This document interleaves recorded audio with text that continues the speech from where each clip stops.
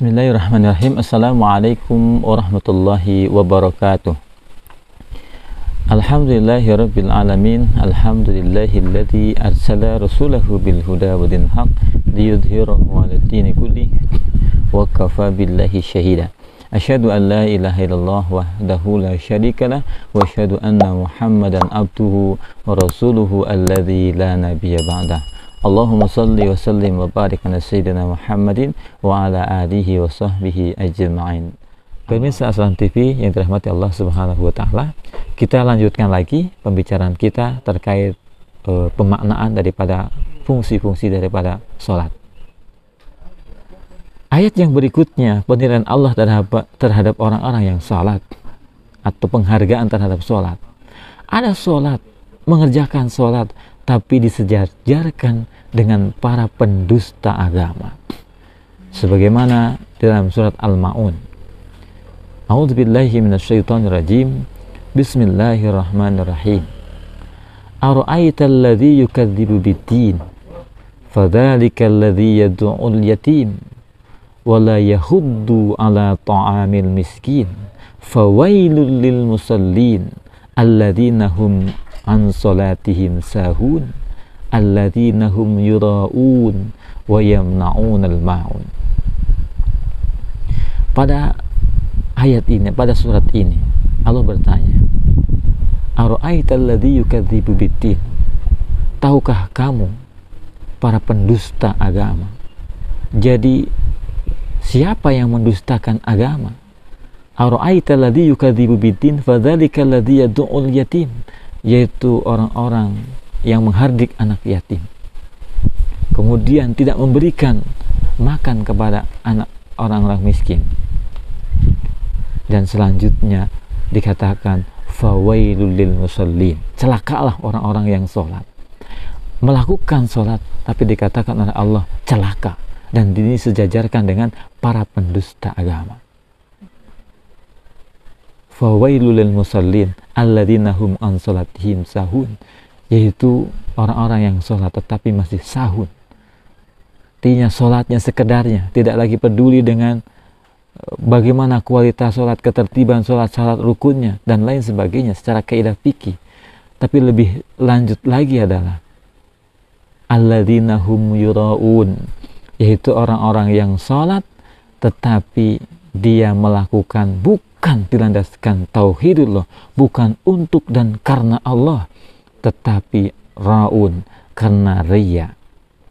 Riya ini adalah kemusyrikan. Riya ini adalah suatu amalan yang dilakukan bukan dalam rangka tujuan kepada mardotillah atau ridhonya Allah Subhanahu wa ta'ala, atau bukan karena Allah Subhanahu wa ta'ala. Maka sholat yang dikerjakan karena ini distempelkan, dinilai oleh Allah adalah sejajar dengan para pendusta agama. Maka indikator sebagaimana fungsi daripada sholat, sudahkah sholat yang kita kerjakan mampu menjadi penopang agama, tidak menjadi pendusta agama, adalah bagaimana sholat yang dikerjakan ini mampu menghantarkan kepedulian kita terhadap agama. Maka seseorang ketika mengerjakan sholat tetapi ketika kehilangan kepekaan terhadap nasib agama, yuk sama-sama kita introspeksi. Barangkali ada kelalaian di dalam sholat kita, atau belum lurus landasan sholat kita, sehingga kita tidak lagi peduli dengan agama kita. Padahal fungsi daripada sholat itu adalah bagaimana menguatkan struktur bangunan Islam, bangunan agama Islam itu sendiri.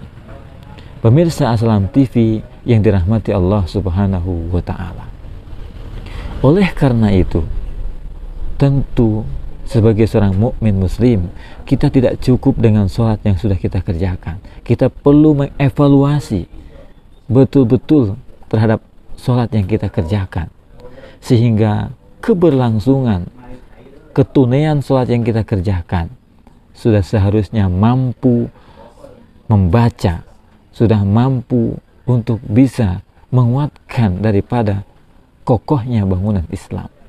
Salah satu contoh fungsi daripada sholat adalah seperti yang diterangkan dalam surat 49 surat Al-Ankabut ayat ke-45. A'udzubillahi minasyaitonirrajim. Bismillahirrahmanirrahim. Utslu ma uhiya minal kitab wa aqimis shalah inna sholata tanha 'anil fahsya'i wal munkar wa la dzikrullahi akbar wallahu ya'lamu ma taf'alun. Bahwa di situ dikatakan inna sholata tanha 'anil fahsya'i wal munkar, bahwa fungsi daripada sholat adalah mencegah dari perbuatan keji dan mungkar. Ya, maka sudah seyogyanya sebagai seorang yang telah mendirikan sholat, paling tidak kita mampu mencegah dari perbuatan keji dan mungkar dari lingkup diri kita sendiri dan juga keluarga kita. Maka di sini tentunya keberfungsian sholat ketika benar adalah menyesuaikan di mana status kita, peran kita dalam kehidupan masyarakat. Seandainya kita sebagai seorang pribadi, minimal kita pribadi yang tidak berbuat dari perbuatan keji dan mungkar. Ketika kita sebagai kepala rumah tangga misalnya, maka kita mampu mencegah perbuatan keji dan mungkar yang terjadi sehingga tidak terjadi dalam keluarga kita.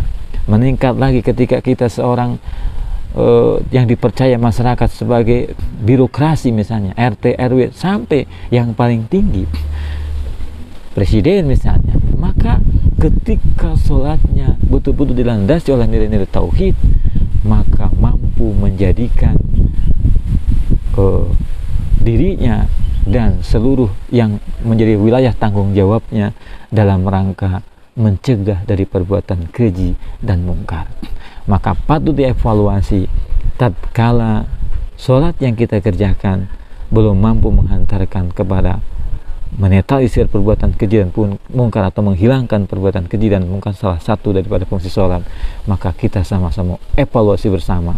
Mungkin sholat yang kita kerjakan belum terkait dengan struktur bangunan Islam yang sebelumnya atau struktur bagian bangunan yang lainnya, karena keberfungsian sholat ini tentunya tidak berdiri sendiri, melainkan keutuhan bangunan Islam itu sendiri. Pondasi akan mampu berfungsi dengan baik sebagaimana fungsinya menopang bangunan di atasnya ketika ada bangunan di atasnya. Maka berbicara sholat tidak berhenti kepada sholat itu sendiri. Tatkala orang melakukan sholat, sudah seharusnya tidak mungkin sebuah bangunan hanya terdiri dari pondasi dan tiang. Maka kita harus mengutuhkan sebuah struktur bangunan itu sendiri sebagaimana yang dilakukan oleh Rasulullah dan para sahabat. Ketika kita melihat sejarah bagaimana perjalanan Rasulullah SAW, tentunya sholat-sholat yang dikerjakan, Rasulullah tidak mengawali sesuatu ya dari dakwahnya itu dari nilai-nilai sholat. Tetapi yang paling perlu dievaluasi pertama adalah terkait dengan landasan-landasan kehidupan yang nantinya juga menjadi landasan ibadah kita, yakni bagaimana penghilangan terhadap nilai-nilai kemusyrikan itu sendiri yang paling fundamental, sehingga ketika pondasi sudah baik, akidah sudah baik, maka sudah seharusnya ketika kita melihat bangunan, maka pondasi yang kuat menuntut didirikannya struktur bangunan di atasnya, tiang, dinding, atap, dan lain sebagainya. Maka keutuhan daripada bangunan inilah yang nanti akan berfungsi dengan baik, sehingga sholat pun akan mampu menjadi mencegah dari perbuatan keji dan mungkar. Sulit rasanya sholat ketika tidak didirikan di dalam landasan tauhid yang benar akan berfungsi dengan baik, selain daripada mengokohkan agama dan juga mencegah dari perbuatan keji dan mungkar.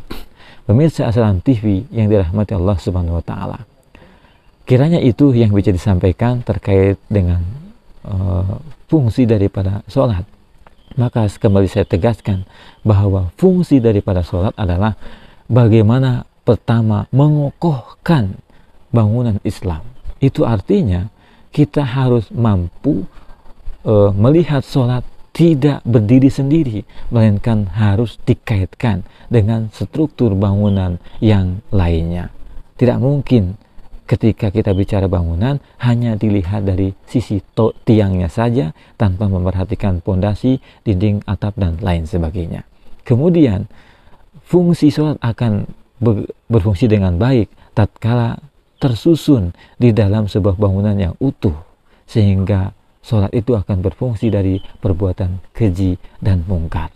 Tatkala belum demikian, maka bisa jadi sholat yang tidak kita kerjakan masih dilandasi oleh nilai kemusyrikan, sehingga sholat yang dilakukan bukan mengokohkan daripada bangunan Islam, justru berdiri di atas bangunan kemusyrikan. Naudzubillahi min dzalik. Demikian, mudah-mudahan bisa diterima, bisa dipahami, dan menjadi pencerahan buat kita semua, dan mengokohkan terutama keimanan saya pribadi dan kepada pemirsa Assalam TV sekalian. Akhirul kalam, assalamualaikum warahmatullahi wabarakatuh.